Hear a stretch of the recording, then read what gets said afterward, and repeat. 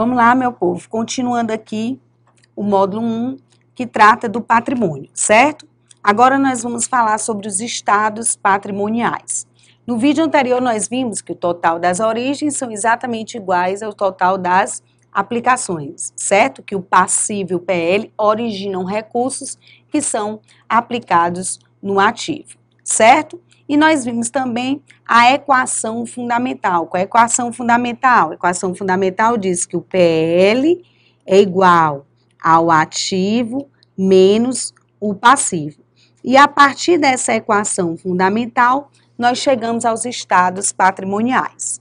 Primeiro deles, quando o ativo for maior que o passivo exigível. Ativo maior que passivo exigível. Se o ativo é maior que o passivo, nós dizemos que a situação líquida dessa companhia, ela é uma situação líquida positiva. Ela é uma situação líquida superavitária. Ela é uma situação líquida favorável. Nós dizemos que estamos diante de uma grandeza patrimonial, certo? Vamos supor que o nosso ativo aqui seja de 100 e nosso passivo aqui seja de 80. Eu tenho ativo maior que passivo. Isso vai me gerar uma grandeza patrimonial. De quanto? 20. Estou diante de um PL positivo. Esse ativo, gente, ele tem uma característica importantíssima. Esse ativo, ele tem liquidez. Liquidez é a capacidade que esse ativo tem de se transformar em dinheiro. Então, vamos supor que eu pegasse todos os bens e direitos de uma entidade e transformasse em dinheiro. Ao transformar esse dinheiro, eu teria 100, certo? Com esse dinheiro, eu consigo pagar todas as minhas dívidas com terceiros, as minhas dívidas exigíveis, no nosso exemplo, é de R$80, certo? E ainda sobrou um restinho para mim. Esse restinho é justamente o patrimônio líquido, a grandeza patrimonial, certo? A riqueza própria da entidade. Estamos diante de uma situação líquida favorável, de uma situação líquida positiva, de uma situação líquida ativa, certo? Quando o ativo é maior que o passivo exigível. Segundo estado patrimonial, nós temos um ativo igual ao passivo exigível. Se o ativo é igual ao passivo exigível, nós estamos diante de uma situação líquida nula, de uma situação líquida compensada, certo? Aqui, eu transformei todos os meus bens e direitos em dinheiro, porque ele tem liquidez, paguei todas as minhas dívidas com terceiros, não sobrou nada para mim, mas eu não devo nada a ninguém, ok? Então, aqui eu estou diante de uma situação líquida nula, de uma situação líquida compensada. É o melhor estado patrimonial? Não. O melhor estado patrimonial seria uma situação líquida positiva. É o pior estado patrimonial? Não. Estamos diante de uma situação líquida nula, compensada. Ok? O problema está aqui, no terceiro estado patrimonial, onde o ativo ele é menor que o passivo exigível.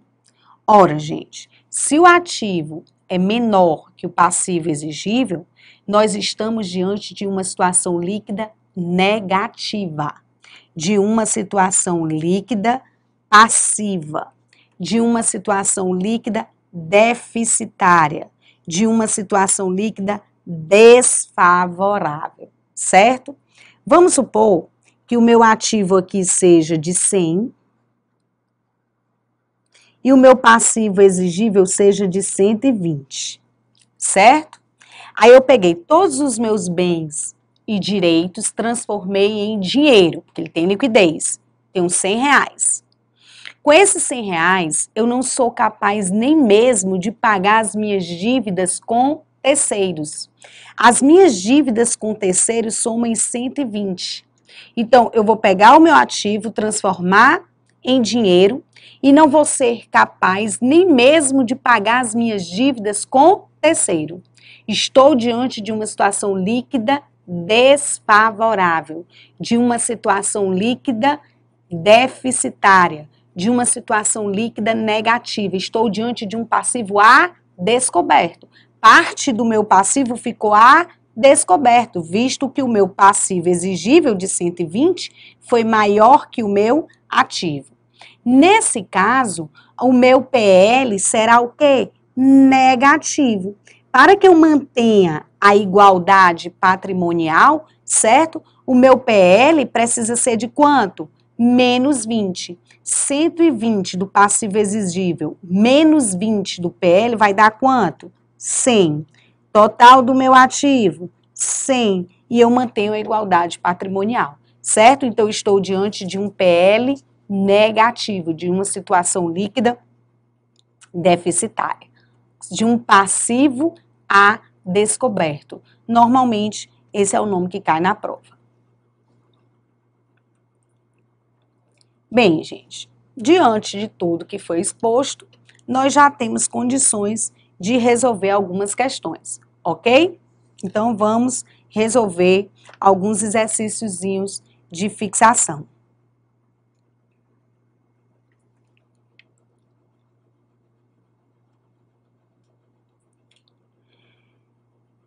Questão de número 1. Ele diz assim, ó, assinale a opção correta. Ele está pedindo a opção correta, o item certo. Aí ele diz o seguinte: na representação gráfica do patrimônio, devem constar os grupos ativo circulante, ativo permanente, passivo circulante e patrimônio líquido. Bem, nós não falamos ainda sobre esse assunto porque nós não estudamos ainda contas, certo? Mas o item está falso. Por quê? Porque na representação gráfica do patrimônio, esse ativo permanente já não existe mais. Isso é um dos motivos, certo? Quando a gente estudar contas, aí nós vamos detalhar melhor esse item, ok? Mas eu posso assegurar que o item está errado. B. Capital social, mesmo que capital aplicado pelos sócios na atividade empresarial? Primeiro, capital aplicado é sinônimo de ativo. E esse capital social, ele faz parte de quem? Do PL. O capital social, ele representa origens de recursos, fonte de financiamento. O item, portanto, está falso. Certo? Os sócios, ele originam recursos que serão aplicados nesse ativo. C. O capital próprio mais o capital de terceiros é o capital aplicado no patrimônio. Capital aplicado é sinônimo de ativo.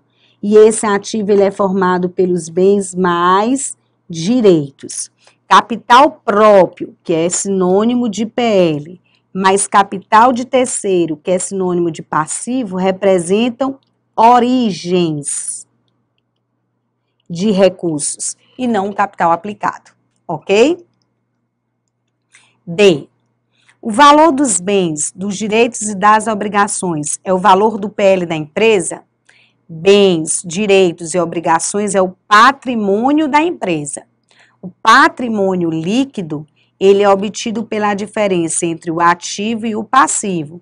O item também vai estar falso. Dá-se o nome de patrimônio bruto, o valor dos ativos aplicados na atividade empresarial. Patrimônio bruto é sinônimo de ativo. Esse ativo representa exatamente as aplicações de recursos.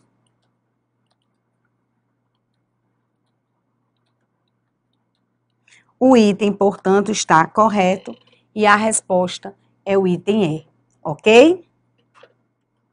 Item E.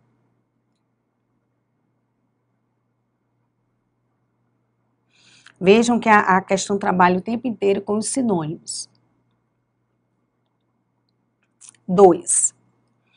Em relação ao patrimônio de uma empresa e as diversas situações patrimoniais que pode assumir, de acordo com a equação fundamental, indica a opção errada. O item incorreto. Aí ele diz: a empresa tem passivo a descoberto é PL negativo. Quando o ativo é igual ao passivo menos a situação líquida, ativo é igual a passivo menos PL. Nessa equação, nós estamos diante de um passivo a descoberto ou de um PL negativo? Sim, minha gente. Aqui eu estou diante de um PL negativo, certo? Ora, voltando para aquele exemplo, ó. Vou dar aqui umas, ó. Ativo 100, passivo exigível 120. Tem um passivo maior que o meu ativo.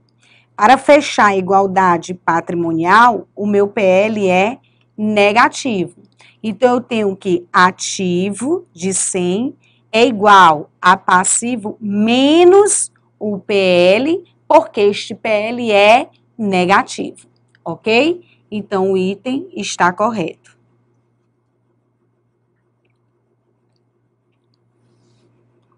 Ele está pedindo a incorreta, a falsa. A situação líquida negativa acontece quando o total do ativo é menor que o passivo exigível, certo? Se o ativo é menor que o passivo exigível, nós estamos diante de uma situação líquida negativa. Na constituição da empresa, o ativo menos o passivo exigível é igual a zero? O ativo menos o passivo exigível é igual a zero. Na constituição ativa é igual ao passivo exigível, o item está falso e, por isso, responde a questão. Na constituição da companhia, o ativo, ele vai ser igual a quem? Ao PL. Porque na constituição da companhia, quem origina o recurso é o sócio, certo? Então, eu tenho ativo igual a PL. Lembrando que esses sócios, eles vão estar representados no patrimônio por meio da conta do capital social, ok? Então, o item C está falso e já responde a questão. Mas vamos para o item D. A situação em que o passivo mais o ativo menos a situação líquida é igual a zero é possível de acontecer? Ativo mais passivo menos PL igual a zero. É possível de acontecer? Ativo mais passivo igual a PL. É uma situação possível de acontecer? Sim, desde que esse passivo seja igual a zero, certo? O exemplo, na constituição da companhia, exatamente o item anterior. Então, o item D é verdadeiro. A situação líquida é positiva quando o ativo é maior que o passivo exigível, o item E também está correto, ok? Então, questão 2, resposta, item C.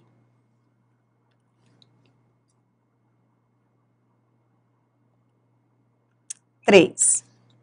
A Companhia Varginha iniciou suas atividades em janeiro de 2011 com um capital totalmente integralizados pelos sócios em numerário, em dinheiro, no valor de R$ 1.370.000. Então, no início da atividade, o que é que aconteceu? Os sócios originou recursos, R$ 1.370.000 para formar o capital inicial, que foi aplicado no ativo por meio do dinheiro que foi entregue por esse sócio, certo? De modo que no início, o PL, ele vai ser formado somente pela conta de capital social, no valor de R$ 1.370.000. Esse é o capital inicial.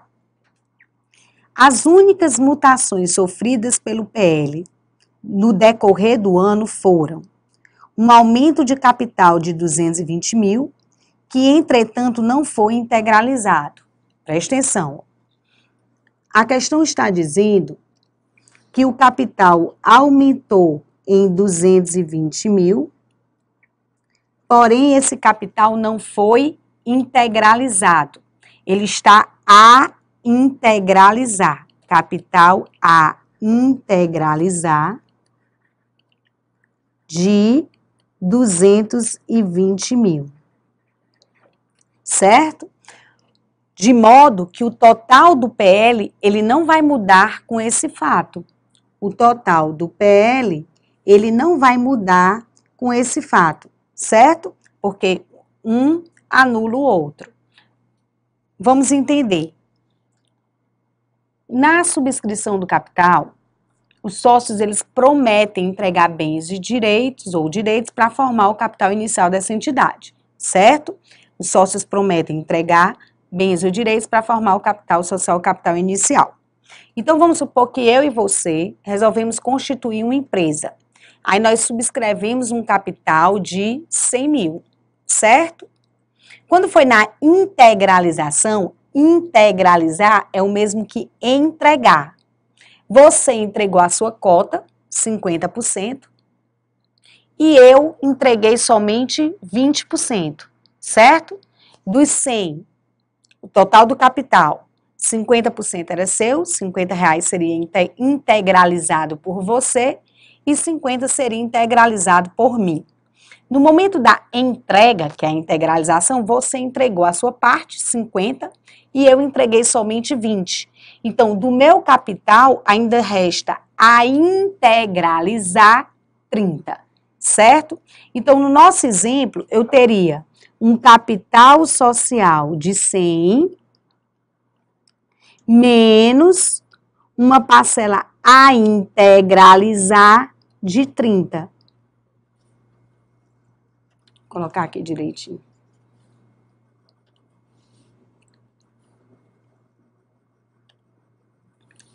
Capital a integralizar de 30.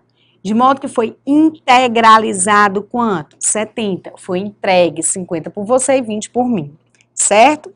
No caso da questão, inicialmente foi integralizado, então foi entregue. 1.370.000, aí a companhia resolve aumentar o capital em mais 220 mil. Só que esses 220 mil ficaram a integralizar, não foram entregues ainda, então o total do PL não mudou, ok? O outro fato que ocorreu nesse PL foi o ingresso de lucros correspondentes a 40% do capital inicial. Nós vimos que o lucro ele é apurado aonde? Na DRE, na demonstração do resultado do exercício, por meio do confronto entre as receitas e despesas. Aí esse lucro sai da DRE e vai compor o patrimônio. Lembram? Ele sai da DRE e vai compor a riqueza da entidade. Ou seja, o lucro vai para onde? Para o PL. No PL, a conta responsável em receber esse lucro é chamada de lucro acumulado. Nós vimos isso quando nós explicamos a DLPA, certo? Então, ele vai receber um lucro acumulado de quanto? 548 mil. Que corresponde exatamente a 40% do capital inicial.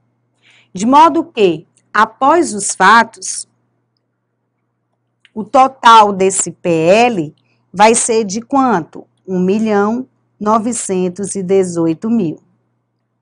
Esse é o total do PL após os fatos, né, no fim do período. Aí ele diz que, eu já conheço o total do PL no fim do período. 1.918.000. Aí ele diz que o patrimônio bruto é o quê? Sinônimo de ativo. Que o ativo é 2.850.000. Ele quer saber o passivo da companhia. Ora, minha gente, para calcular esse passivo, nós vamos partir da equação fundamental. PL é igual a ativo menos o passivo. O PL é de quanto? 1.918.000 é igual ao patrimônio bruto ou ativo de 2.850.000 menos o passivo. Meu passivo vai ser, portanto, de 932.000 e a resposta é o item A. Certo? Questão fácil, só aplicamos a equação fundamental, né? PL igual a ativo menos o passivo. Resposta da terceira questão, portanto, item A.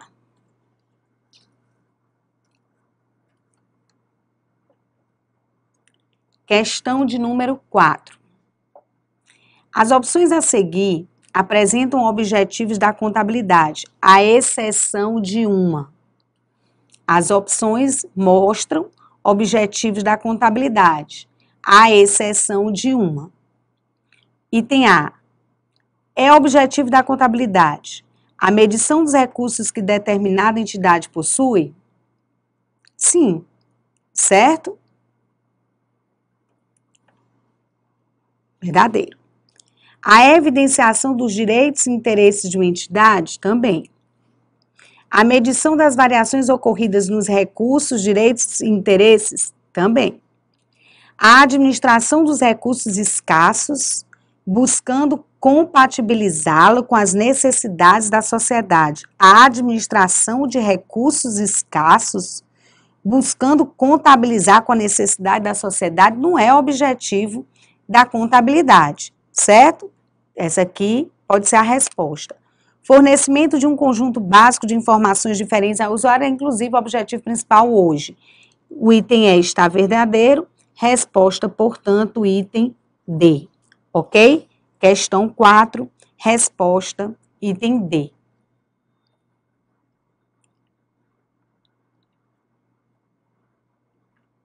5, questão de número 5. Com relação aos conceitos básicos, relacione os tópicos a seguir.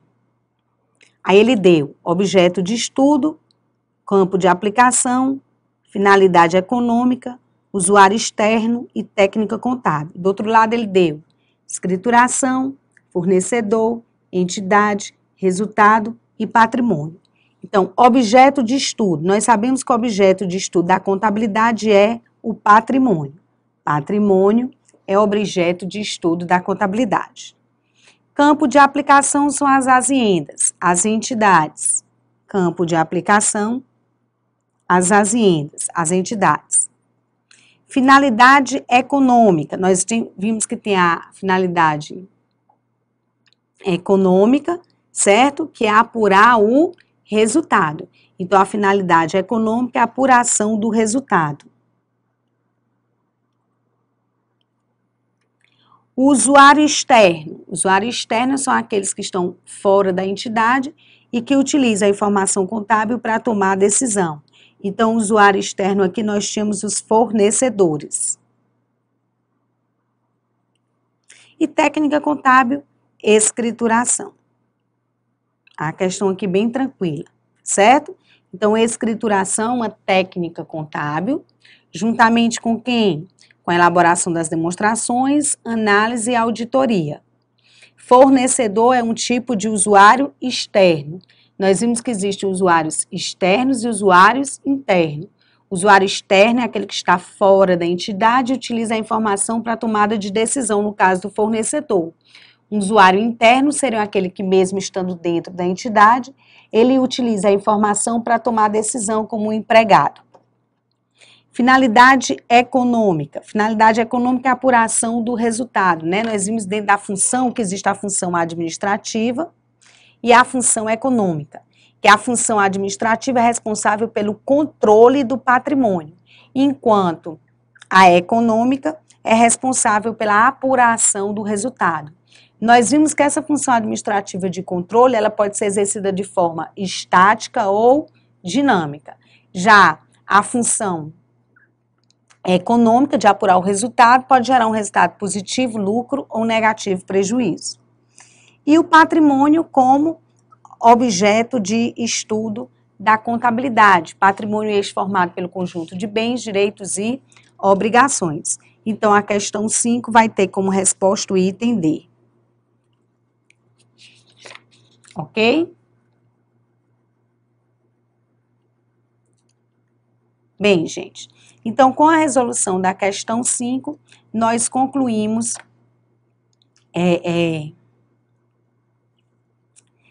o módulo 1, que trata do patrimônio, certo? Desses conceitos importantes para a contabilidade, ok? Então, aqui nós falamos sobre, vamos ver se a gente consegue fazer aqui um pequeno resuminho.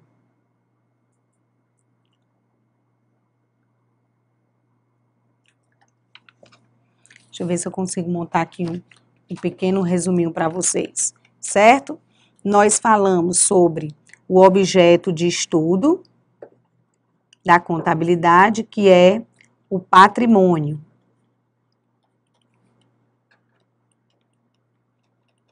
Esse patrimônio ele é formado pelo conjunto de bens, direitos e obrigações de uma pessoa física ou jurídica com ou sem fins lucrativos, certo? Aí nós vimos que esses bens eles se dividem em bens tangíveis, são bens corpóreos, e bens intangíveis, bens imateriais. Nós vimos que esses direitos representam valores a receber de um terceiro,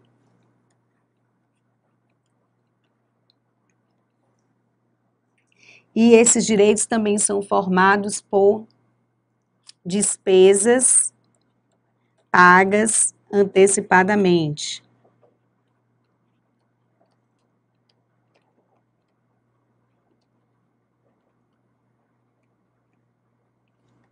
As obrigações representam todos os valores a pagar, mais as receitas recebidas antecipadamente. Certo? Aí nós falamos também sobre os usuários da contabilidade. São basicamente os usuários externos e os usuários internos. E vimos que o principal objetivo da contabilidade hoje era gerar informações para a tomada de decisão. Gerar informações para tomada de decisão.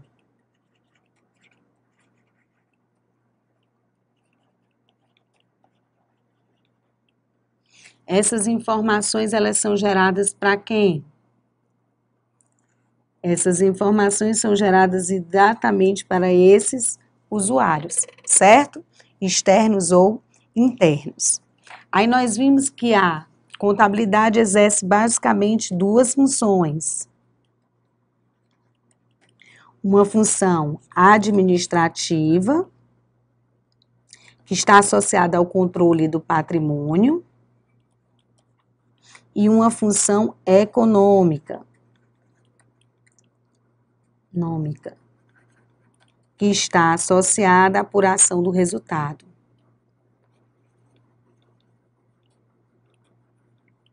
Certo? Nós vimos ainda as 4 técnicas contábeis. Que técnicas são essas? A técnica de escrituração,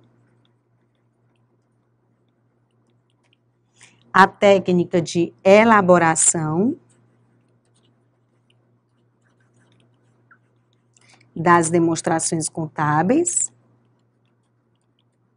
a técnica de análise dessas demonstrações contábeis e a técnica de auditoria. Certo?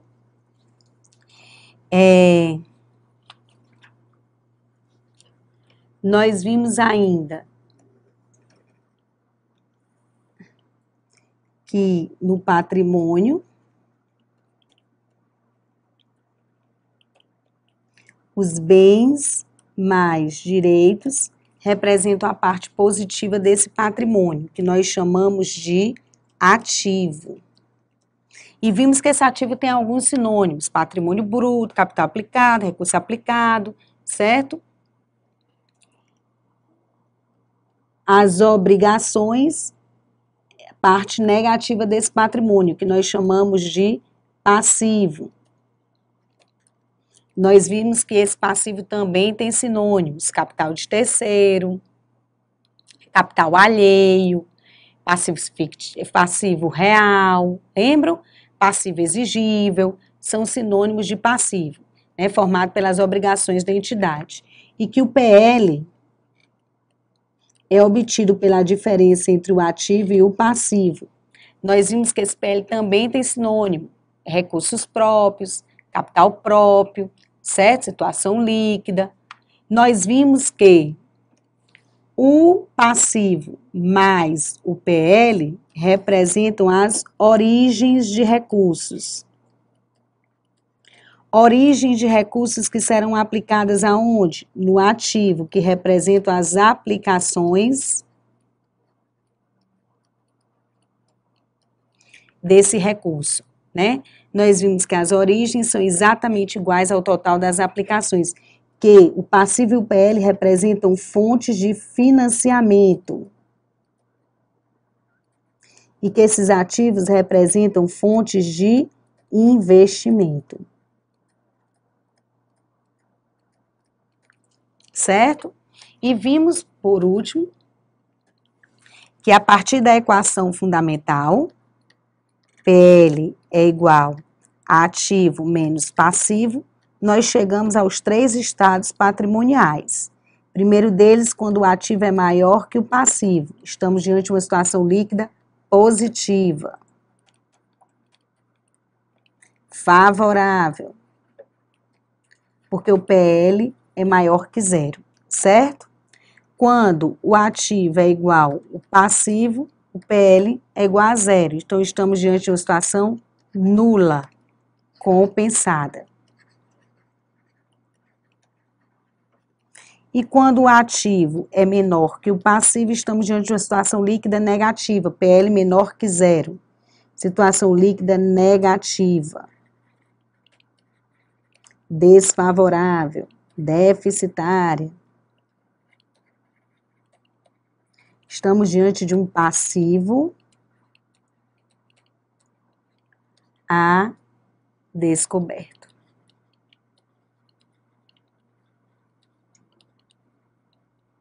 Então, este é basicamente o resuminho